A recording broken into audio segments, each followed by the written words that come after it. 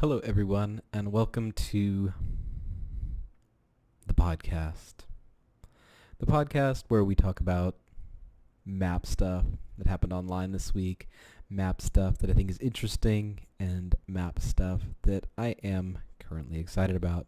So, if you normally follow me on YouTube, this is maybe a departure from what you're normally used to. Normally, you're used to seeing my smiling face on video, and there is video of this. But right now you're experiencing audio. Or maybe you're experiencing video right now. Who knows?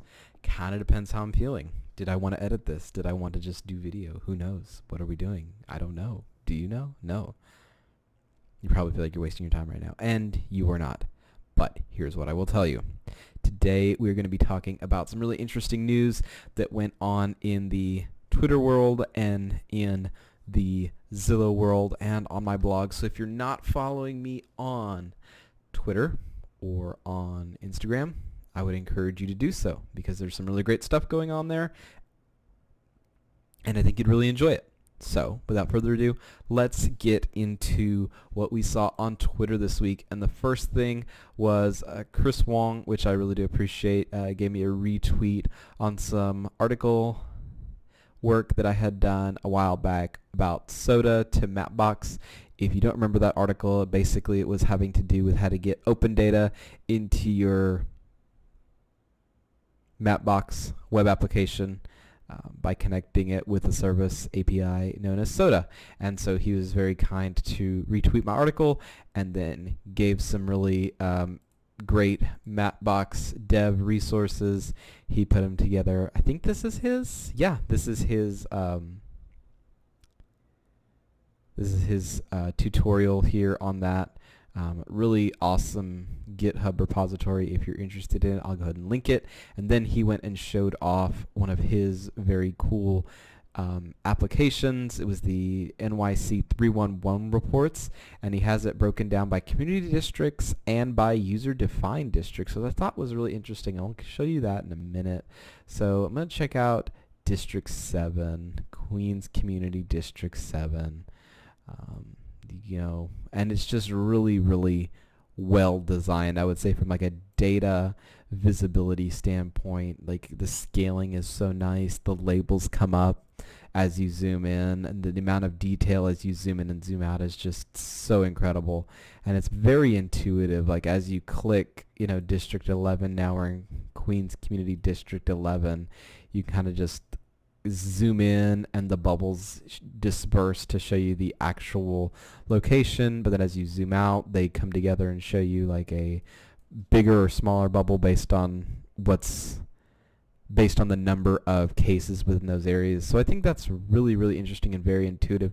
And then one of the really cool things is they give you the opportunity to do like a user-defined area, which I think is just so interesting. Now obviously you have to log in to do that, but it's so cool to be able to see how people define neighborhoods. And there's some really, very unkept polygons. Like I'm talking about like some huge polygons in here of just like, this is all of this area. This is all of Sunnyside. This is all of, what is that? This is all of Local. Crown Heights, a huge one. And then like it goes into these really small areas like South Slope and like Crown Prospect Border, Underhill, Gates Avenue, St. Mark's Place. It's just like all these little bitty areas that people define their neighborhoods as. And I think that's something really interesting because when I used to work in real estate marketing, I was always trying to email Nextdoor to get their neighborhood data, because you can kind of see in their app that like they had these like little neighborhood names, and you'd kind of see like a little polygon show up on the app at the time, and this was probably around 5 or 6 years ago. But I always wanted like the shape files of those to see how they defined it, and I was always asking like, okay, if you can't share it with me, at least give me an idea of how you define it, because I'm really curious about that. They never got back to me. I didn't have enough sway in the community, and they really didn't want me to know how they did it, or they just really didn't care how they did it. They probably pulled it from somewhere interesting and just built it themselves. And that's probably how the sausage got made. But this is really interesting because it asks more questions and gives us more answers about how people define their neighborhoods. And I've always wondered about that. And I'm sure someone much smarter than me has a good answer for that, and probably very intelligent, and probably give a TED talk on it or something. But like, how do you define your neighborhood? And I think that answer has also changed over time. So if I think of a neighborhood, maybe like my grandparents' generation, they might define their neighborhood as where they could walk to in, say, 15, 20 minutes. That's grandparents on my one side, and grandparents on my other side, they might say, well, like, the literal people who live right next door to me, those are my neighborhoods, and this is my neighborhood, because they lived kind of in a more rural area. And so I wonder, does neighborhood change based on where you're from and your proximity? I don't think there's a really good definition of neighborhood, and I think that that has also changed with more people living in subdivisions now that are like huge. Like, if you see maps of some of these subdivisions, they're like acres and acres and acres of just rows and rows and rows of homes, and there's no amenities to service them, and you really don't have to live outside of this place anymore. You can have all your stuff delivered to your house. Amazon delivers it to your house. You get everything that you need to your house, so there's really no point in saying, well, how walkable is it? How bikeable is it? Just get everything I need delivered here. So I thought that was a really interesting map, the NYC 311 reports, which I'll put a link to, so you can go check it out yourself and go play around with it. Really great. And again, thanks to Chris Wong for retweeting and sharing that with us. Again, if you want to go follow him or me on Twitter, come join the conversation. Come join us for Wednesday GIS chats, because those are tons of fun. Lots of interaction, lots of GIF posting, and lots of really good inspiration for projects. If you're looking to be involved in the geospatial community, if you're looking to get to know some of the people who have really great ideas and have really great ideas on how to make really cool visualizations, you definitely want to get involved in some sort of networking, and Twitter has been really fun as of late. So is Instagram. Instagram is a little bit different. Instagram is more visual, obviously, so it's more people. I see a lot of people sharing work and sharing tips and tricks. Twitter is definitely more conversational, at least from what I've seen. And on that note, let's go and talk about this next article. Now, this is one that I wrote. Haven't really promoted this one yet because I thought it was just kind of, needed some time to incubate, needed some time to think about it. But it's called Zillow's bike score problem. And this is my blog this week, so if you want to go check it out, I think I sent it out to the newsletter last week. So if you're subscribed to my newsletter on my blog, you definitely got to read it already. But it is now live on the blog for everybody to read. But it's a very interesting problem that I discovered when digging into Zillow's bike score. So the story behind Zillow's bike score is that it essentially was the result of a Zillow's hack week, they called it, which I guess means you come to work and you work for free, and whatever you make gets given back to the company. I guess that's a nice way of saying that. Again, I'm cynical about this. Essentially, it's an implementation of walkscore.com and their service being used on the Zillow listings. Now, just from a visual perspective, I think Zillow has some really awful feature bloat right now. If you go onto their website, there are just so many numbers and figures and things going on when you go to see a listing. Like, you just pull one up and automatically it's telling you, like, okay, this is who picks up the trash. And you're like, why would I care who picks up the trash? Like, unless I'm having to drive it to the dumpster myself, I'm really okay with not knowing. Like, but it's all about, like, how can we just, like, include, because Zillow, because they don't use agents, are trying to build credibility, and that's where you end up with things like a bike score from walkscore.com on Zillow, and it's got a huge, like, big old number there. It's telling you how good this place is to bike. But in looking in the documentation of some of these bike scores, I was not able to find where they took public safety into account. Now, I preface this by saying I could just not be good at reading. I could just be reading this incorrectly. I could be wrong. So if I'm wrong, I'm wrong, and then we leave this up because we don't hide our mistakes. I'll just make another one, and I'll say I was wrong. But from what I can see, I dug into their documentation. I went into their website. I found their, like, how we do bike scores. It doesn't mention public safety once. Now, when you think, how could it not mention public safety? How does it get a score? It gets a score from three things. First, amenities. Like, where do you want to drive your bike? A coffee shop? a bookstore, a park, that one factor. Another factor, bike infrastructure, which what I understood was bike trails and bike lanes, which, okay, makes sense. You might want to rate it on where you can drive your bike. Like, can you do that? And the third thing was rated on was census data on the amount of people, I believe, per census block that drive their bikes in that area. And so I was like, oh, that's interesting. I've never heard of that. Like, what is the census? I don't know if it's as helpful as they think it is. Now, obviously, these are professional people working to make a great product. I don't think there's any malicious intent, and they're probably better at this than I am. But from the outside looking in, when I was looking at census data, it didn't necessarily say anything about the quality of those bike rides. It just is the amount of people who bike.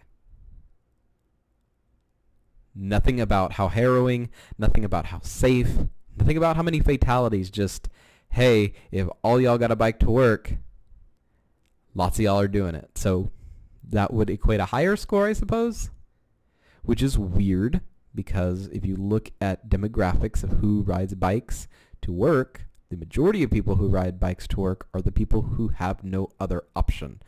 In the census data, this generally breaks down to people who make around less than $20,000 a year as of the latest census, which is, I believe, 2020.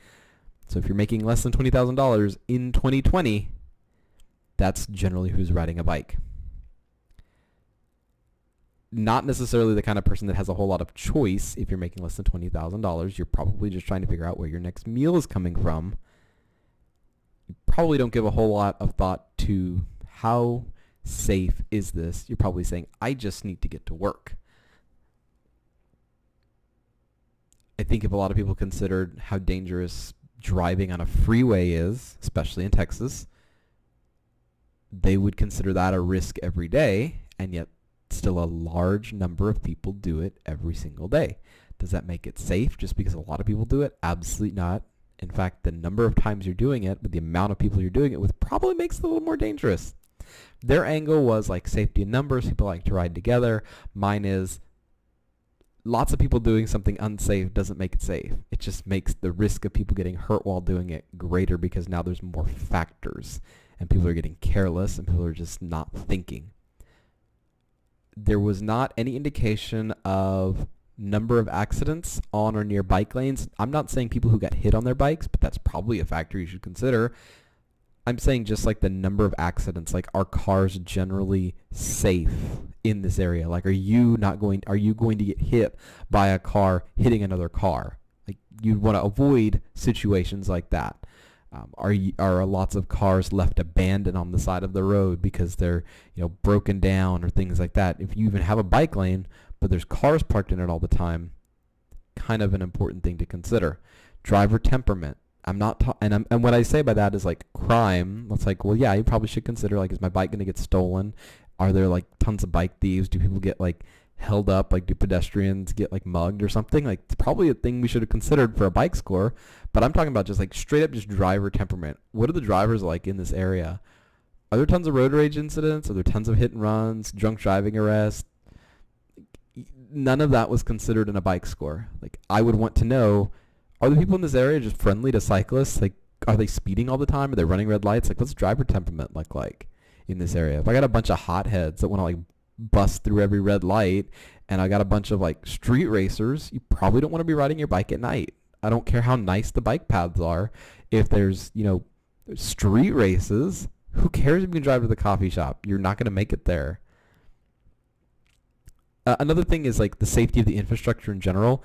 A lot of times when there's like a high level of accidents, you're able to look into that and see like, everybody's running the stop sign. Why? And you see, oh, it's because like the view is blocked by this big old bush or this wall of this person's house, and no one sees the stop sign until it's way too late, and they run it, and there's accidents there.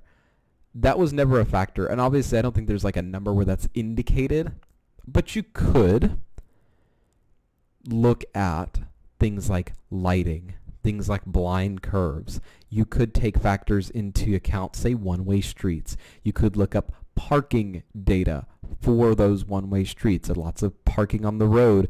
If you're going down a street where there's parking alongside the road, it's obviously going to be more dangerous if you're cycling versus places with lots of parking nearby where there's not going to be as many cars on the road. And that is the timer, because it's bad and it decides to go off.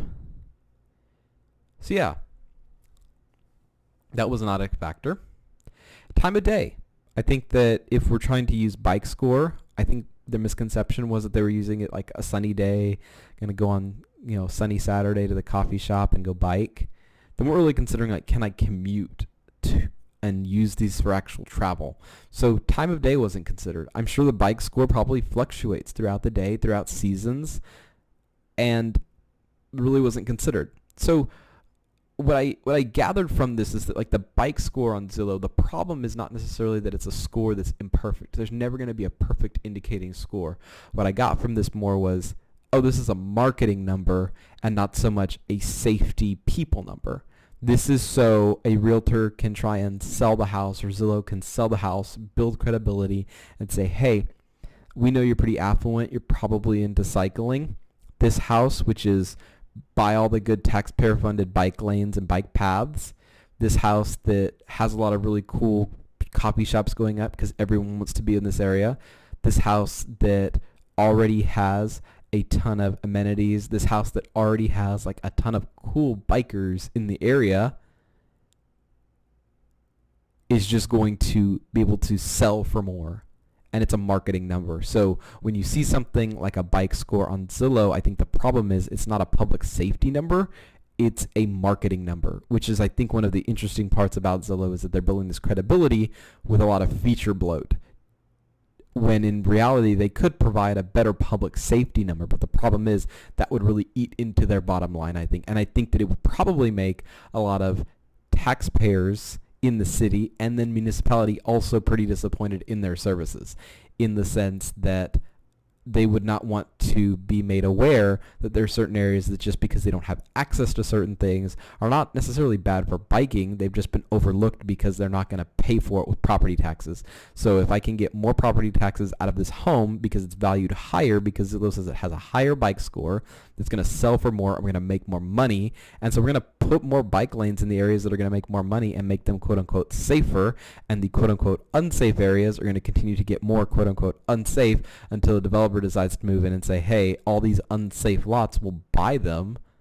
And the city says, they're not unsafe anymore.